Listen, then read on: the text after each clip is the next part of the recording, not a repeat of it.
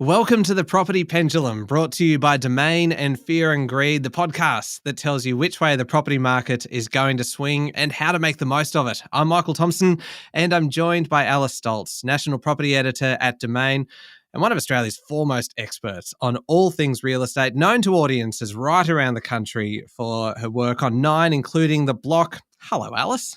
Hello, Michael. This is very exciting, and a quick little introductory question, I suppose, before we get started. Why the property pendulum? Well, you know what, Michael? I reckon the question I get asked most is this good for buyers, sellers, renters? And I always think of that pendulum swinging. Where is it going? So I guess what we're hopefully going to do is give people information so they can work out where that market is sitting at any given point in time. Yeah, absolutely. And really, the tips and the strategies to kind of make the most of it, wherever it is, wherever the market is sitting, how you can get the best result in that market. And that's really what today's episode is all about, because we are putting together a list. And I love lists. I love any kind of podcast, any magazine article, anything that has a list. I am there. So today we are putting together a list of the 4 things that every home buyer needs to know before making an offer. So really, to kind of set the scene, I suppose, we are assuming that we've found the dream home. Maybe it's kind of got a couple of extra bedrooms, it's upsizing, it's moving to a new city, something big, something spectacular. You've got your eye on it, you've got your heart set on it. What do you do? What's step 1? The most important step is to ensure your finances are in order. So we know that particularly people who are upgrading or making that sideways move, it's really important to understand what your borrowing capacity is going to be. So basically that is getting in touch with a broker or a bank and understanding what your options are, because things have probably changed quite a bit, particularly if you are in an upgrading category or you're moving on to a second or third property from what they were when you bought your first property perhaps some years ago. So it's ensuring to understand the minimum deposit is basically will be 10%, but people should be aiming for 20%.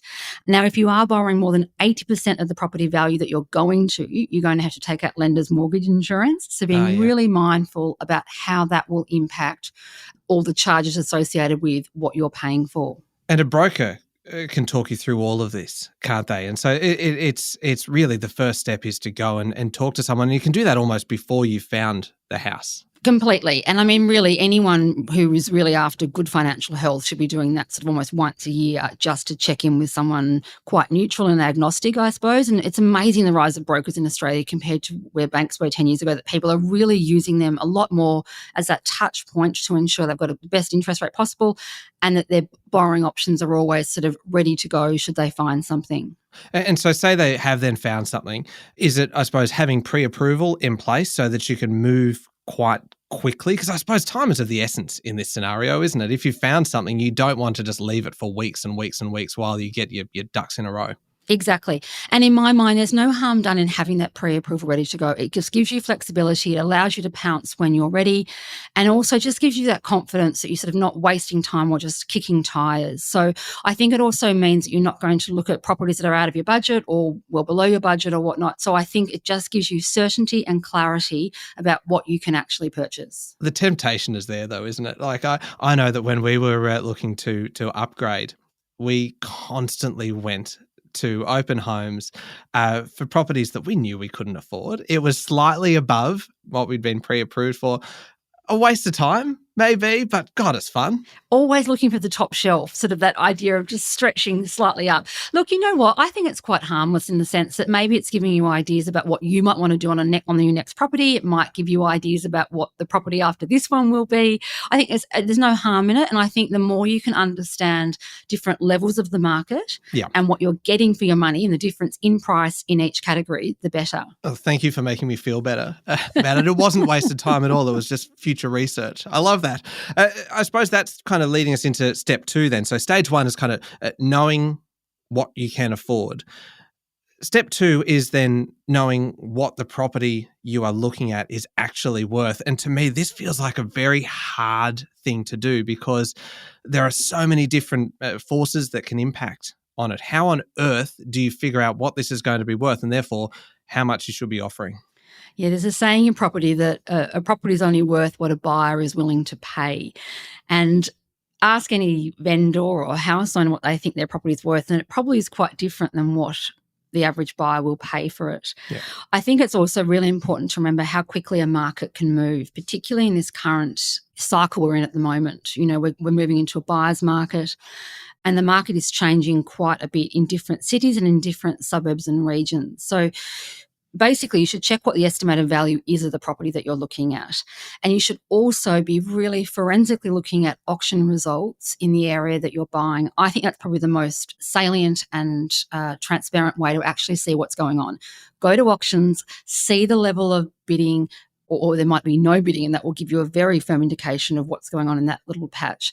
But see what's going on and see sort of the emotion, the energy at these auctions, and if they're getting passed in and then selling afterwards. Okay, so it's not just the price that it sells for; it's actually the environment. And really, you can't do that by reading the auction values or the sold prices on a page, is it? There's a bit of legwork involved here. You've actually got to head out on a Saturday morning or on a Thursday night or whenever the auction is held and actually be there and feel. God, I don't want to say this; it makes me sound. You've got to feel the vibe in the room, don't you, Alice? You really do. And I think, Michael, what it's doing is giving you the context of the situation. If you just look at a price on something and see 1.2 million, it doesn't necessarily give you, and if you're not at that auction, you're not understanding how hotly contested it was, or did it actually pass in and sell 1 week later. You're just looking at the raw number, and I think there's so much more to know about it. And also looking at who's buying these properties. Was it that person you saw the weekend before at that auction that they also lost out to? It just gives more clarity and more layers, I suppose, and understanding where it's priced. I think also when properties are in strong demand and there are few properties available, a higher offer is often needed to beat the competition. So it just gives you that very accurate test of what is happening in that market you're looking at. Okay, so in terms of figuring out how much it's worth, which I do feel is kind of the most opaque kind of thing to do, because every property is different, but you are checking the estimated value using kind of online tools to do that. You are checking auction results. You are going along to auctions, physical auctions, so that you can feel what the market is actually like, the hype, the excitement, or whether there isn't any, because that is going to inform your own offer. Step 3 is to know what you're getting then with the property itself. And this part, I know I talked about having to do research and doing a bit of legwork in the last step. The legwork's in here, isn't it? This really is. This is your due diligence that really is required. Now, obviously, people can outsource this to, buyers agents, and they can help people do that. But this is a step that can be done by the actual buyer themselves. But however you choose to do it, yourself or outsource it, it is an incredibly important one. And it involves things like having an inspection report done on that property. And that's like sort of when you're buying a car, having tested by the mechanic prior, just to understand what's really going on beneath the surface of that home. The thing I like about the building and pest reports, the inspection reports, they are usually quite easy to read, that they are summarized quite well, and it kind of almost gives a rating of kind of good, poor, kind of needs a lot of work, all that kind of thing. The one that confuses me, that I have absolutely no idea where to start with, is the strata report. If you're buying perhaps an apartment, those things can be hundreds of pages long. They really can. And that's why sometimes, people would benefit from having sort of a translator, someone with a legal mind to go through it and actually say, look, what that actually means is that you're never going to be able to sell the parking title attached to that apartment, for example, or that 2 years ago there was a huge impasse amongst the body corporate and they never resolved what to do with the pool. It will just give you a bit more clarity about the dynamics and the politics of the property that you're entering into. But again, I think it's an incredibly important part of it, because if you're not aware of maintenance required for the building or how issues have been resolved in the past, you're going into that situation not with the full sort of context of what you're actually walking into. Yeah, that makes sense. And so that's the building and pest report, the strata report. Then there's a lot of the almost the physical conditions as well. And this is the part that I kind of enjoy this. It's a very practical step. It is about exploring the environment around you and around the property, isn't it? It is. And it's something that is actually beautifully quite simple. It's about walking around the neighbourhood, seeing what neighbouring properties are like, walking around that property at different times of the day and night, and walking on different times of the day of the week. So it's literally as simple as, after the open for inspection, walk to the local park and grab a coffee. See how that neighbourhood feels. Does it feel like something that you want to be a part of? Is there a vibe or is there not a vibe? And does that tick the box for you or not tick the box for you? Yeah. And my favorite tip on this, and really, I'm not the expert here, you are, but I'm going to give a free tip as well, is head there at 5:30 on a weekday and try and find a park in the street or in the surrounding area. And it's a great indication of one of the biggest complaints that people often have is that there's so much parking on the weekend. You head there after work on a weekday and suddenly it is a nightmare.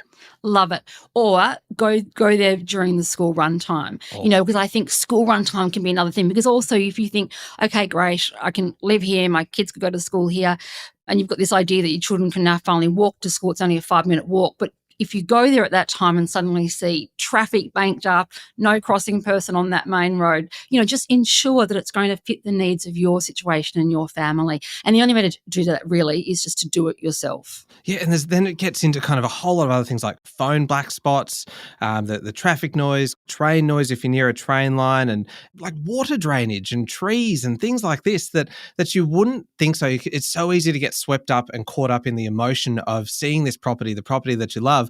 But kind of 6 months down the track, a year down the track, it is going to be the drainage that is driving you nuts, or it's going to be the fact that you cannot make a mobile phone call from the front yard. So you need to actually stand there and test these things out. And that's it. So if you can go on a day and open for inspection when it's actually pouring with rain, that's the best thing. But then you can see those puddles in the driveway and think, aha, caught you. So I do think things like that. And that's why when people say, I don't want to inspect the property again, it's like you just have to be disciplined. This is the biggest investment you're going to make. You need to do every dot, every I and cross every T and see that property as many times as you can if you're able to. Another one that fits into this category, I suppose, of knowing what you're getting is the council zoning and the potential for developments to be taking place around you and what could be popping up within the neighbourhood. I don't know about asking you this. Can you just ask the real estate agent, or do you have to go and do it yourself?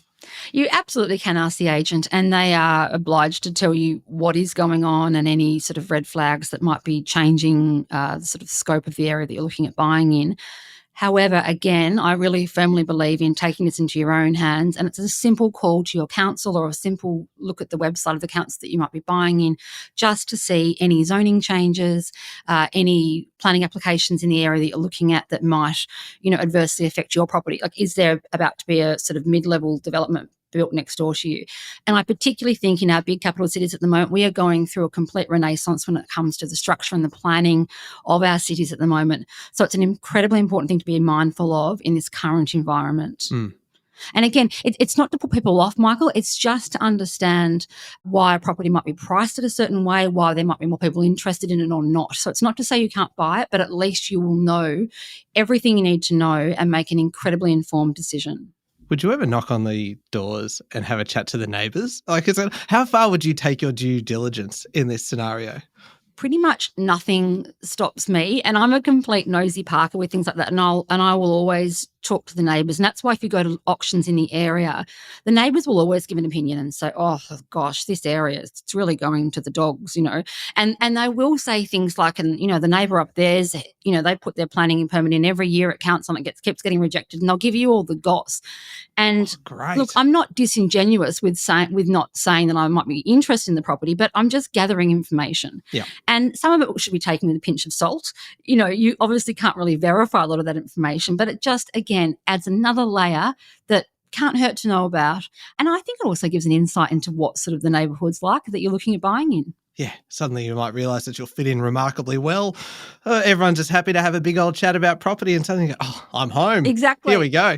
And I also think even going to the local park with your kids, if you've got kids, go to the local park, put them on the swings and the slides, and just see how that feels. Does it feel like a place for you and your family? And, parents are always willing to have a natter about stuff like that. So that's my advice. All right, so that is that's a bumper step, that one is, isn't it? Know what you're getting. Step number 4.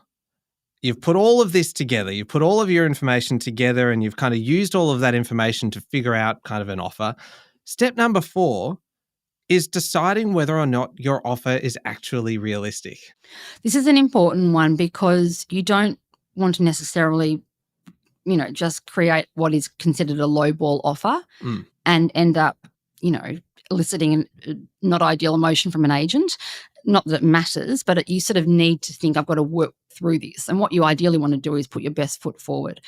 So I think understanding the price that you're in is in the right realm of what you're actually going to offer, but also understanding the current market conditions. So we know in spring, for example, there's a lot more options available, and that if it's not right, people will often go to the next property. If you're buying in the winter months, you're not going to have as much choice, for example. So understanding about how your offer will probably be met is a very useful thing. And often you can get that information from an agent also throughout the campaign. You will say to them, have you issued many contracts for this? Have many people requested the contract for this property? And it will just give you a bit more insight into understanding how many other serious buyers are on that property.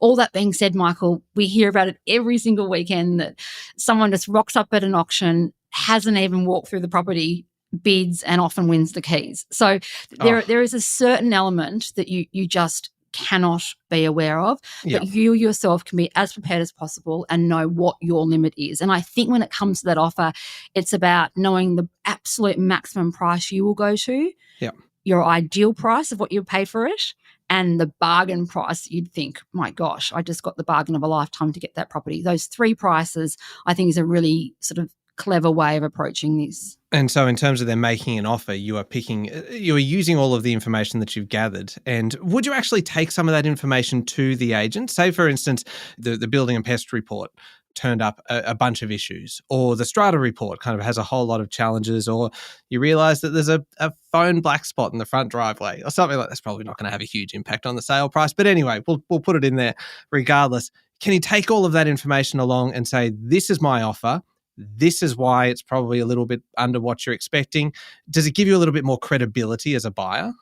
Absolutely. And then the agent then acts as that mediator or facilitator between you and the seller.